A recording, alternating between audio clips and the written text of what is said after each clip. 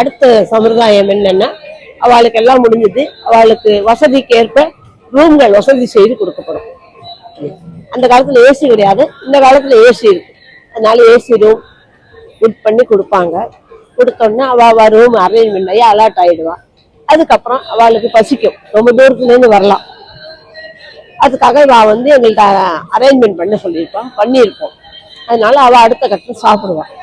சாப்பிட்டோன்னா சிரம பரிகாரம் பண்ணிக்குவான். போய் ஒரு அரை மணி நேரம் 1 மணி நேரம் எப்படியும் ஒரு 5 மணி ஆயிடும் வச்சுங்களேன். 5 மணி ஆகும்போது இப்ப கார்த்தால வேலைன்னா நாந்தி, இன்னைக்கு நாந்திங்கிறது ஒரு சடங்கு சம்பிரதாயம். அது எப்படின்னா அவளோட முன்னோர்கள், பையன் வீட்டுல முன்னோர்கள் இருப்பா, தவறி இருப்பா, பொண்ணு வீட்டுல தவறி இருப்பா.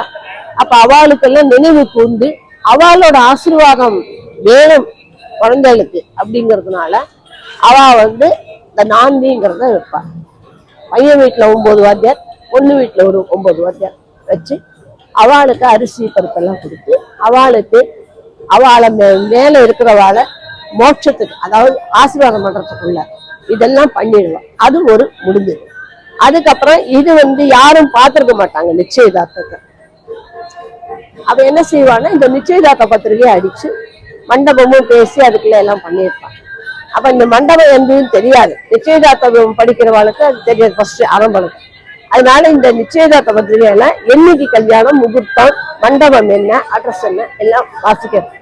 சொல்லும் போது அதை கேட்கிறவாளுக்கு, என்ன கல்யாணத்துக்கு வந்தவாளுக்கு சரி சீக்கிரம் முகூர்த்தம் முடியறது. இந்த கிழமை 9 மணிக்குள்ள முகூர்த்தம் முடியறதுன்னா அவ ஆபீஸ் போலாம். அதுக்காக நம்ம அவாய்ட் பண்ண மாட்டான். சரி ஏதோ மொய்ய கொடுத்துட்டு வந்தோம், நம்ம போனோம், சாப்பிட்டோம், மொய்ய கொடுத்தோம், சரியா பேச முடியாது. என்னன்னா இவ வந்தவாள்கிட்ட பேச முடியாது, வாத்தியார்கிட்ட நிக்கணும். அந்த இது இல்லாம இவ எல்லாம் செய்வோம்.